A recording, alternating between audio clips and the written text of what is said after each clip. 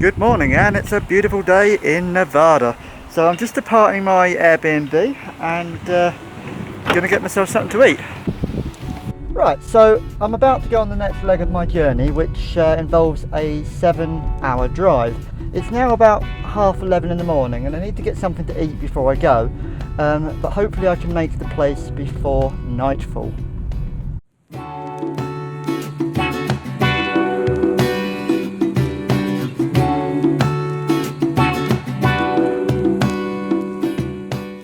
So it's a drive-through, a Jack in the Box, never been to one before, and obviously everything's the other way round. It's this window, not that one, and I'm driving the other way.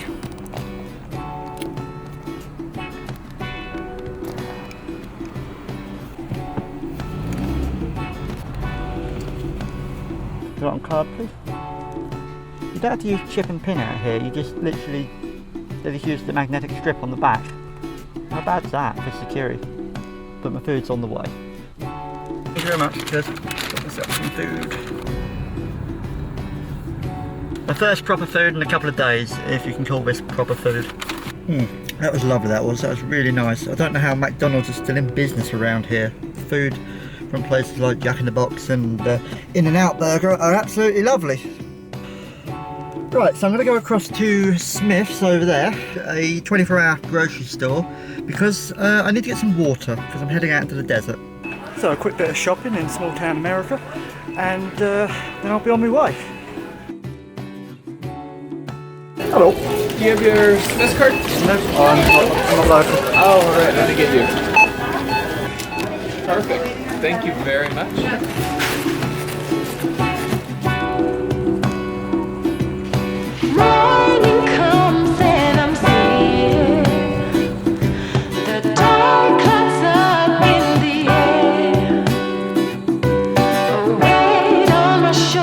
Need to top up my tank of gas.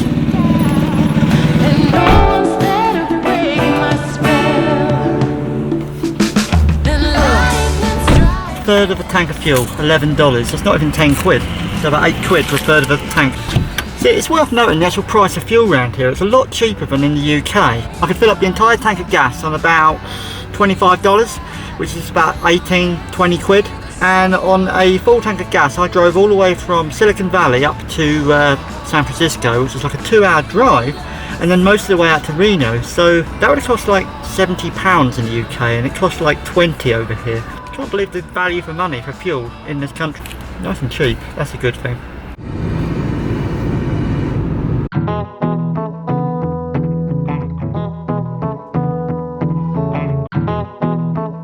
$200 miles to go until my first stop, so that's the halfway point. It might not be no crossroad, but it's sure enough for far. Like left to LA or right to New York, like stepping on the gas. 163 miles down, 36 to go on this leg.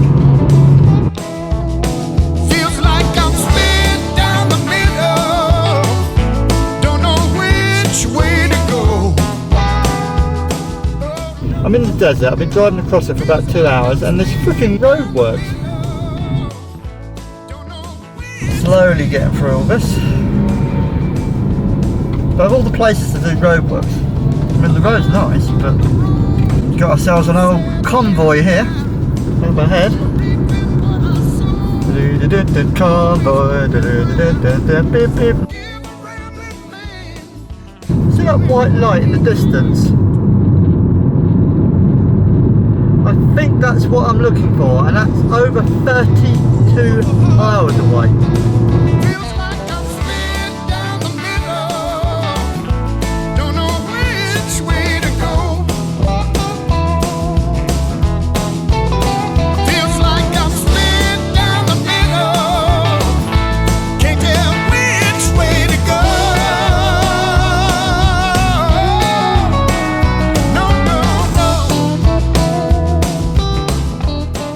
So on my 7-hour drive between Reno and Death Valley, there is one stop that I would like to make because I want to get a closer look. And my turn off is coming up any second. Turn left. Then I'm going properly off-road into the desert. Feels like I'm split down the middle. How can I tell which way to go? Oh no. Feels like I'm split down the middle. How can I tell which way to go? Feels like I'm split down the middle. How can I tell which way to go? Even though I just turned that corner, you see that light in the distance? That's still over 10 miles away. And we've got no road markings, so I am in the desert. It might not be no crossroad, but it's sure enough for four. Like left to LA, or right to New York. Like stepping on the gas. Okay, that's still 7 miles away and I'm doing 80 to get near it quick enough. Feels like I'm split down. So this behind me, in the middle of the Nevarda desert, is the Dunes Solar Energy Project. It cost over $1 billion to build and produces 110 megawatt of net solar energy. So 1.1 gigawatt hours of energy storage. It is the first utility scale concentrating solar power with a central receiving tower and advanced molten salt storage energy. That's what that big tower is in the middle. That thing over there is 2.5 kilometers across. It is huge. Solar panels all set in a circle. Concentrating on a central column, all the light is reflected inwards and back up onto a tower which has a load of molten salt in it. Then the salt basically heats up into a molten state. Molten salt is pretty much like a liquid. It's like water. And that is used to store energy and create steam, which is then used to make electricity, starting from the solar panels. So it's a renewable energy source. So just to show you how in the middle of nowhere this is, take a look around me.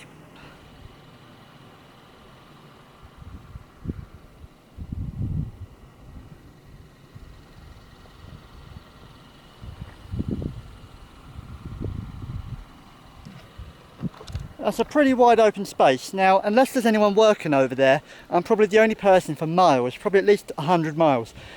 There's people working over there, I'm sure. But yeah, I wanted to come and see this. I found it on Google about 6 months ago and I thought I'd head out and see the big solar panel molten energy thing. Awesome.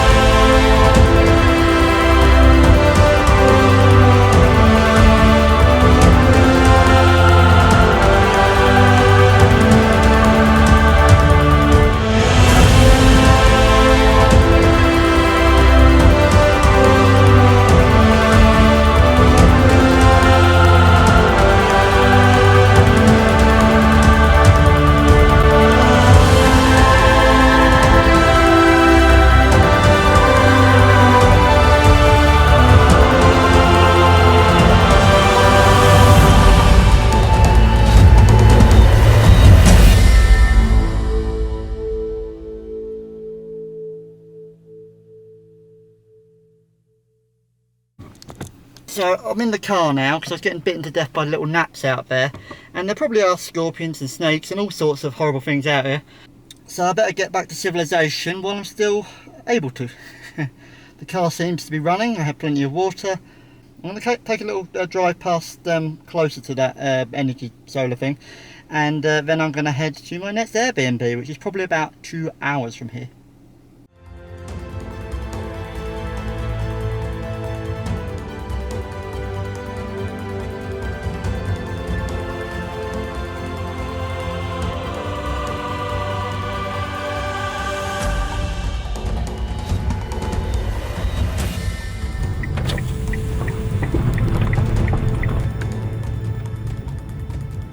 Hello, I'm basically a tourist and I'm sort of travelling across the US, but I was wondering if I would sort of fly my drone over it, but no, not allowed. we're not allowed to have drones flown over. That's fair enough. I just thought I'd ask because obviously I appreciate you it. might have said yes, but that's fine. I mean, I got something like 2 miles away, so Alright, it's big enough. Thanks anyway.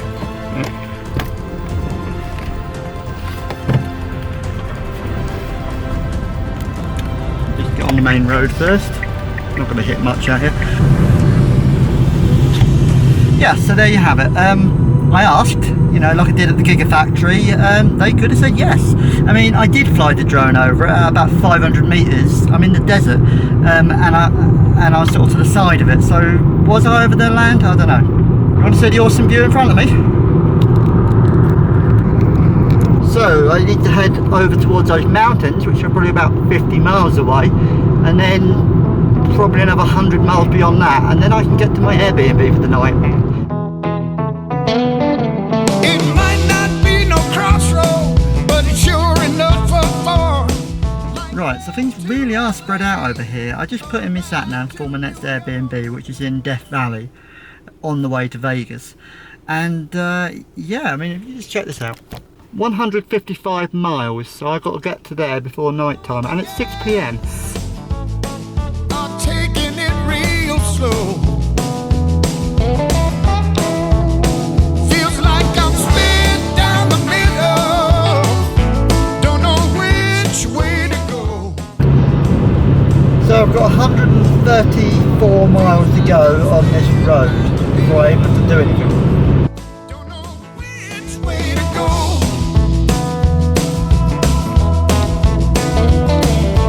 Life on the road, all settling down, reaping what I sow, always moving round. Getting really dark now. I have 100 miles exactly on this road and 135 miles on my journey.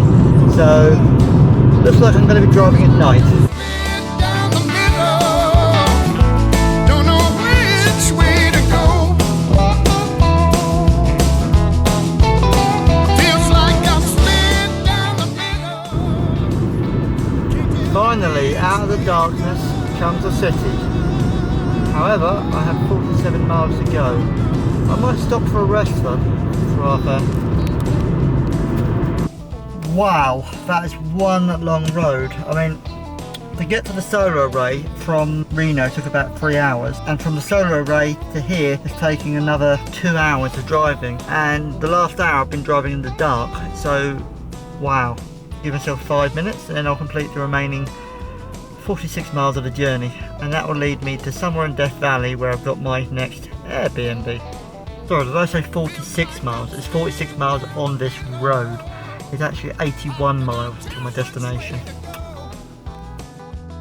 Oh no, feels like I'm split down the middle.